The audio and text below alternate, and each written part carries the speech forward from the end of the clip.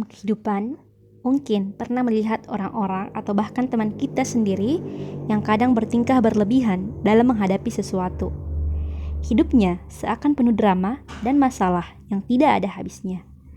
Padahal, berat ringannya suatu masalah tergantung cara menyikapi masalah tersebut. Jika kita mensugesti suatu masalah sebagai masalah besar, maka itu akan menjadi benar-benar besar. Begitu sebaliknya. And now, kita akan membahas mengenai dampak positif jika kita menjalani hidup no drama. Yang pertama, hidup akan menjadi lebih tenang dan bahagia. Menjauhi kehidupan yang penuh drama berarti kita menjalankan hidup dengan apa adanya. Tidak melebih-lebihkan sesuatu atau menganggap segala hal dengan hektik. Dengan cara yang seperti ini, hati dan pikiran menjadi lebih tenang dan bahagia. Karena kita menyadari apa yang seharusnya terjadi, maka terjadilah. Tidak perlu mengeluarkan emosi secara menggebu-gebu, yang malah akan membuat orang lain risih. Perlu diingat dan perlu digarisbawahi bahwa semua orang punya masalah, bukan hanya dirimu yang punya masalah. Yang kedua, hidup tidak akan dipusingkan dengan hal yang tidak perlu. Belajarlah memilah-milah sesuatu yang memang layak untuk dipikirkan dengan sesuatu yang sifatnya hanya lewat.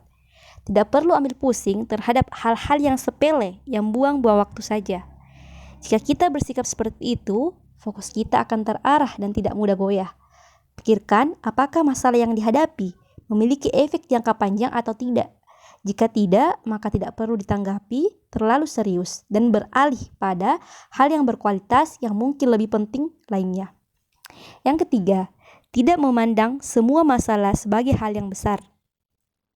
Jika kita menjalani hidup no drama, pola pikir saat menghadapi sesuatu akan berubah. Kita tidak lagi memandang semua masalah sebagai hal yang besar dan selalu dikhawatirkan.